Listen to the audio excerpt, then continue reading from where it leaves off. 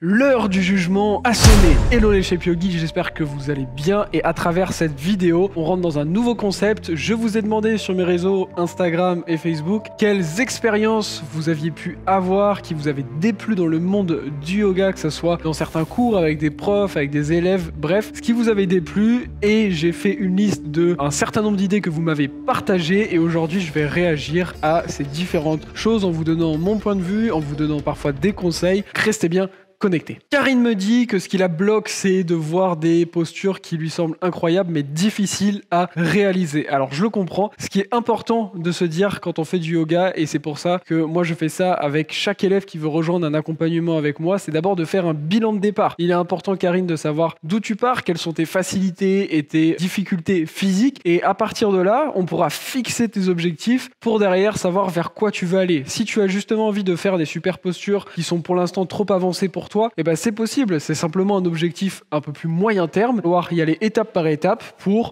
ne pas créer de frustration et maîtriser ses postures en y allant petit à petit en suivant un vrai plan adapté. Par contre, si jamais c'est des choses qui te font pas envie, bah c'est important du coup de trouver un cours qui va être en adéquation avec ce que toi tu recherches. Catherine qui dit que ce qui l'énerve dans le yoga, c'est le business. Alors ça, c'est quelque chose qui est revenu extrêmement souvent dans vos réponses et il fallait que j'en parle parce qu'il y a deux aspects autour de ça. Le premier aspect, et ce qui pour moi me dérange beaucoup quand je vois ces commentaires-là autour de ce qui me dérange, c'est le business, c'est que les cours ça coûte cher ou je ne sais quoi. Déjà, ce qui est primordial de savoir, c'est que pour que quelque chose fonctionne, que ce soit du yoga, que ce soit de la plomberie, ce que vous voulez, il faut absolument que derrière, il y ait un business model, il faut qu'il y ait de l'argent qui puisse rentrer pour que ça fonctionne. Moi, aujourd'hui, je vous fais ces vidéos-là gratuitement, mais on les fait, il faut louer un lieu, ça coûte de l'argent, il faut payer du matériel vidéo, ça coûte de l'argent. Quand j'ai mes élèves, on a toute une équipe qui s'occupe d'eux, il faut payer les personnes qui accompagnent ça, et tout travail mérite salaire, donc c'est normal qu'il y ait un aspect business, sinon ça ne peut pas tenir, donc c'est vraiment primordial, et ça c'est un sujet qui est souvent très tabou uniquement en France, et c'est pour ça que j'aime très très peu la francophonie, mais là où je rejoins certains de vos messages, c'est quand des gens vendent des choses qui sont fausses derrière. Pour moi, il n'y a aucun problème avec le business si ça apporte de réels résultats aux élèves. Par contre, vendre des choses pour vendre des choses à un prix exorbitant qui ne servent à rien et qu'on peut trouver à 3 €, du genre acheter des leggings 100 € qu'on peut retrouver à 3 €, là, je suis d'accord avec vous. Alors là, on a une réponse qui me dit que la personne a décroché car le cours était donné par une personne âgée, mais qu'en même temps, cette personne arrivait à faire des super postures et du coup, il y a du respect pour cette personne. Alors là, c'est une question d'affinité. Chacun va avoir des affinités avec ou pas certains professeurs. Donc après, il est important simplement de trouver un professeur avec lequel tu vas pouvoir avoir de l'affinité, peu importe son âge ou autre. En revanche, ce qui est important du coup de comprendre, c'est que effectivement au yoga, ce qui derrière peut amener de grands résultats, ce n'est pas une question d'âge ou autre, c'est vraiment une question de pratique. Moi, ma grand-mère qui a plus de 80 ans, elle tient sur la tête, elle fait plein de postures super cool et ça vient juste de la pratique. Alors on a Marie qui se sent incapable de réussir à faire les postures qu'on met en avant car elles lui semblent trop complexes. Alors vous êtes très nombreux à m'avoir dit que vous voyez des choses qui sont trop difficiles. Alors déjà, je pense que vous me suivez, mais pas assez parce que je vous partage très régulièrement des cours à la fois pour les débutants ainsi que mon défi de 7 jours que je vous mets d'ailleurs dans la description qui est fait vraiment pour les débutants. Donc retenez qu'il suffit simplement de suivre du contenu adapté. Évidemment, si vous vous retrouvez dans un cours où il n'y a que des personnes avancées et que le cours n'est pas spécifiquement fait pour les débutants, ça peut paraître complexe. Après, débutant au yoga, ça ne veut pas dire grand-chose.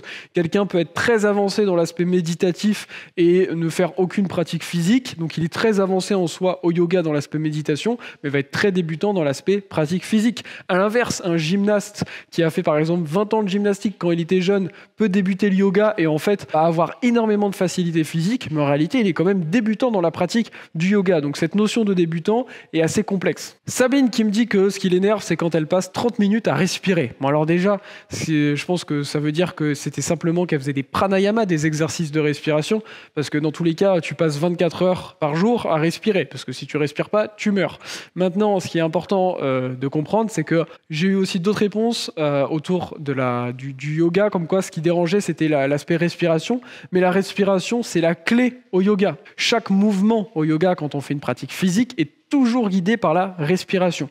Maintenant, si tu n'es pas fan de faire des pranayama, il suffit simplement de suivre un cours qui ne prend pas en compte, qui ne fait pas de pranayama spécifique, et peut-être t'orienter vers un cours qui comprend que des asanas. Alors là, j'ai un message qui me dit que la personne n'aime pas les cours en ligne parce qu'elle ne sait pas si les mouvements vont pouvoir être bien faits, corrigés. Alors ça, c'est un sujet qui revient super souvent et que je traite très régulièrement. J'ai déjà fait des vidéos dessus. Ce qui est important de comprendre, pour faire très simple, c'est qu'il y a deux visions de l'approche physique du yoga. Il y a la première approche qui est je veux une approche parfaite comme dans un manuel d'anatomie, il faut que le corps soit mis à la perfection et qui n'est pas du tout mon approche et beaucoup de gens se blessent en voulant avoir une posture parfaite et ça n'a rien à voir avec le fait de faire des cours en ligne ou dans une salle parce que dans une salle il y en a plein qui se blessent. La deuxième vision que moi j'amène, c'est une vision ressentie. Donc je vais vous guider sur des sensations, des choses que vous êtes censé ressentir, ce qui fait que votre posture ne ressemblera peut-être pas exactement à la mienne parce qu'on a tous un corps différent et en vous guidant sur le ressenti, vous êtes sûr de bien faire la posture puisque vous êtes votre meilleur professeur en termes de ressenti. Ok, là j'ai un message qui me dit qu'elle n'est pas fan justement des méditations et des incantations. Alors je ne sais pas trop ce que ça veut dire, mais ça la dérange surtout qu'il n'y avait aucune explication. Alors je peux le comprendre. Ce qui se passe, c'est pour ça que moi je ne fais plus aussi, j'enseigne plus de cours collectifs depuis plusieurs années, parce que le souci c'est que dans un cours, il y a plein de gens. Certains qui sont très débutants dans leur pratique, d'autres très avancés. Et peut-être que si tu arrives dans un groupe où ça fait peut-être des mois, voire des années que la plupart pratiquent ensemble, bah peut-être que le professeur va pas prendre le temps de réexpliquer à chaque fois, parce que c'est pas le but. C'est comme si on fait un mantra, on va pas forcément l'expliquer à chaque fois ce que ça veut dire, sinon on grappille beaucoup de temps sur le cours. Donc c'est important dans tous les cas de commencer par les bases. Tu peux par exemple débuter avec mon défi de 7 jours de yoga pour les débutants. Un message très drôle ici d'Aurélie qui dit qu'elle aime pas les filles qui se filment en culotte en faisant leur flow de yoga. Alors c'est vrai que c'est un truc qu'on retrouve beaucoup sur les réseaux sociaux. Je pense que malheureusement c'est une mode ou une façon de faire. Maintenant ce qui est important c'est l'enseignement derrière. Je pense qu'il y a des super profs qui font des cours en ayant très peu d'habits et d'autres qui font des cours pourris en ayant très peu d'habits également. On dit l'habit ne fait pas le moine.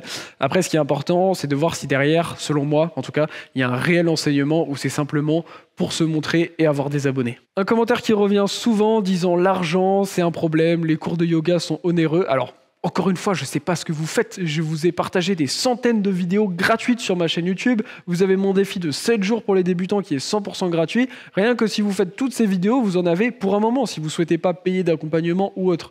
Après, rien ne vous en oblige à faire des cours payants dans une salle ou je ne sais quoi. Il existe plein de contenus aujourd'hui et la majorité des personnes qui disent que les cours sont trop chers, généralement, j'en ai vu plein dire ça alors que les personnes fumaient, alors que les personnes allaient au restaurant ou autre. Au bout d'un moment, c'est peut-être à vous de prioriser aussi votre santé. Encore un commentaire très constructif, évidemment c'est ironique, disant que ce que j'aime pas dans le yoga ici, c'est les charlatans et le pognon. Alors encore une fois, l'aspect business, j'en ai déjà parlé, s'il n'y a pas de business, il n'y a pas de cours. S'il n'y a pas un aspect monétaire, ça serait impossible pour, par exemple moi, de pouvoir vous louer un lieu, vous filmer des cours et autres. Chaque travail mérite un salaire et il n'y a que dans cette mentalité francophone assez pourrie qu'on retrouve ce genre de messages comme quoi tout devrait être gratuit et du coup je ne sais pas de quoi devraient vivre les profs de yoga. Je pense que quand il y a un serrurier qui vient changer votre serrure, vous dites pas mince, pourquoi il me fait payer. Bon, très souvent on râle parce que c'est un peu très cher, mais par contre on ne met pas en doute ça. Donc, c'est important que chaque profession soit reconnue. Par contre l'aspect charlatan, je suis complètement d'accord avec ça. Il y a beaucoup trop de personnes